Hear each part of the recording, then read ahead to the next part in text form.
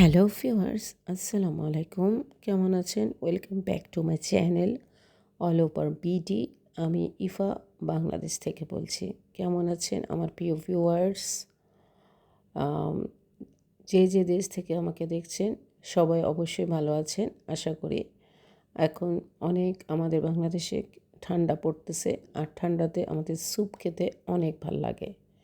তাই আমি একদম ঘরোয়া পদ্ধতিতে ঘরোয়া সব ইনগ্রিডিয়েন্ট দিয়ে থাই স্যুপটা করার রেসিপিটা দেখিয়ে দিব আপনাদের। অবশ্যই এটা বাসায় তৈরি করে খেয়ে দেখবেন আর আমাকে কমেন্টে জানাবেন স্যুপটা কেমন হয়েছে। তবে ঘরোয়া পদ্ধতিতে করলেও বলতে পারেন এটা গরিবের থাই স্যুপ, ঠিক আছে?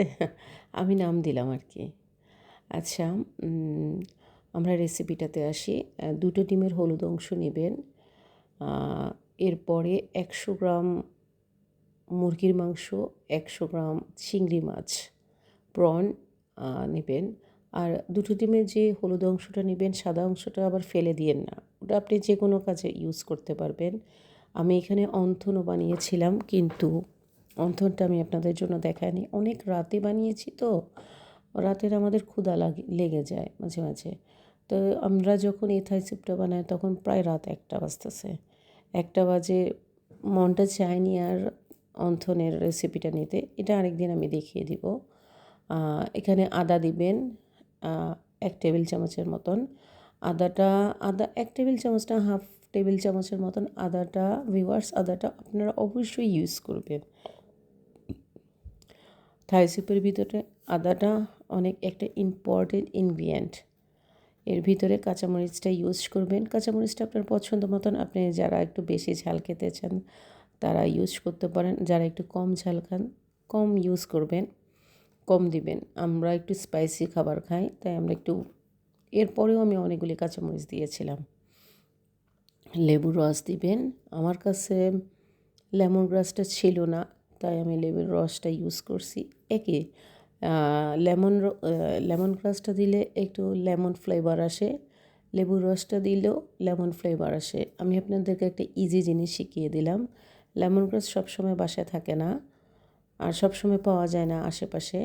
তো আপনার লেমন গ্রাস না থাকলে আপনার অনেক বেশি পরিমাণে থাই স্যুপ খেতে মন চাচ্ছে, ওই মুহূর্তটাতে আপনি কী করবেন? বাহির থেকে ইনস্ট্যান্ট তো এনে খেতে পারবেন না। যেমন ধরেন আমরা গভীর রাতে বানিয়েছি, আমাদের 1টা বাজে, তো আমাদেরকে বাহির থেকে কেউ থাই স্যুপ এনে দেবে না। তাই আমরা বাসায় যেভাবে যা যা ছিল তা দিয়ে বানিয়ে ফেললাম থাই স্যুপ। আর লেমন গ্রাসের পরিবর্তে আপনি চাইলে আপনি লেবুটা দিবেন, সেম ফ্লেভার আসবে, কোনো ডিফারেন্স কিছু না, সেম ফ্লেভার আসবে। শুধু লেমন গ্রাসটা দিলে উপরে আপনার গ্রিন কালারের একটা স্টিক টাইপের দেখা যাবে, এটাই, এর থেকে ডিফারেন্স আর কিছুই না। আমরা এখানে 1 টেবিল স্পুন থেকে একটু বেশি লেবুর রসটা দিয়ে দিব। লেবুর রসটা দেবার পরে, আচ্ছা এই ফাঁকে জিজ্ঞেস করে নিই, ভিউয়ার্স আমার ভিডিওগুলো কেমন লাগে অবশ্যই জানাবেন। একটি লাইক সাবস্ক্রাইব করতে ভুলবেন না। এর মাঝে আমরা চিলি দিলাম, রেড চিলি পাউডার মানে লাল মরিচের গুঁড়া দিলাম।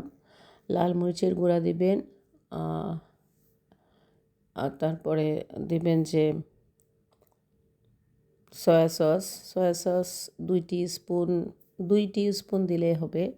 2 টিস্পুন অথবা 1 টেবিল স্পুন সয়া সস দেবেন। এরপরে দেবার পরে আমরা কি দিলাম,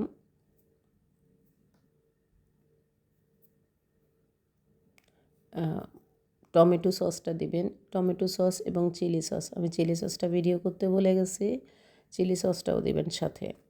ভিউয়ার্স আপনারা টমেটো সস এবং চিলি সসটা দুইটাই দিবেন। চিলি সসটা একটু কম করে দিবেন, আমি যেহেতু লাল মরিচের গুঁড়া দিছি মানে রেড চিলি পাউডারটা ইউজ করছি, তাহলে আপনারা চিলি সসটা একটু কম করে দিবেন। এরপর ওয়েস্টার সস দিবেন 1 টিস্পুন, চিনি দিবেন 1 টিস্পুন। চিনিটা দিলে স্বাদের ফ্লেভারটা ভালো আসে, একটা ভালো স্মেল আসে, একটা ভালো ফ্লেভার আসে, মানে ফ্লেভারটা ব্যালেন্স করে, ঠিক আছে? চিনিটা অবশ্যই ইউজ করবেন, থাই স্যুপে কিন্তু চিনিটা ইউজ করে। চাইনিজ যে কোনো খাবারে গোলমরিচ এবং চিনি সবসময় ইউজ করে। এর ফাঁকে আপনারা একটু গোলমরিচও দিয়ে দিবেন, হ্যাঁ, গোলমরিচটাও দিয়ে দিবেন। কর্নফ্লাওয়ার দিবেন মিনিমাম 2 টেবিল স্পুনের মতো কর্নফ্লাওয়ার দিবেন, দিয়ে এটাকে ভালোভাবে মিক্স করবেন। পানি দিয়ে মিক্স করে নেবেন। 6 কাপ, আমি এখানে 6 কাপ পানি দিছি। 6 কাপ পানি দিয়ে এটাকে ভালোভাবে মিক্স করে নেবেন। নেবার পরে টেস্টিং সল্টটা দিতে অবশ্যই ভুলবেন না। আপনারা এখানে টেস্টিং সল্টটাও ইউজ করবেন। এখানে 6 কাপ আমরা পানি দিব। পানি দিয়ে এটাকে ভালো করে মিক্স করবেন। চাইলে আপনি পানি দেওয়ার আগেও মিক্স করে নিতে পারেন ভালো করে, কিন্তু আমি পানি দিয়ে মিক্স করে নিচ্ছি ভালো করে, যাতে করে ডিমের হলুদ অংশটা, ডিমের কুসুমটা যাতে ভালো করে পানির সাথে মিক্স হয়ে যায়। ঠিক আছে? মিক্স করার পরে আমরা সব কিছু মিক্স করে চুলাতে দিয়ে দিব। মিনিমাম আমরা নেড়ে নেড়ে চুলাতে দিবার পর আমরা নেড়ে নেড়ে আধা ঘন্টা, আপনারা দেখুন আমি কীভাবে এটাকে মিক্স করছি, এই জিনিসটা খেয়াল রাখবেন ভিউয়ার্স। আপনারা সমস্ত ইনগ্রিডিয়েন্টগুলো ভালোভাবে মিক্স করবেন। মিক্স করে চুলাতে অল্প আঁচে দিয়ে, মিডিয়াম আঁচে দিয়ে নেড়ে নেড়ে এই স্যুপটাকে হওয়াই নেবেন মিনিমাম আধা ঘন্টা। আপনি বুঝে যাবেন স্যুপটা যখন একটু ঘন হয়ে আসবে তখনই আপনি বুঝে যাবেন আমাদের স্যুপটা বানানো হয়ে গেছে।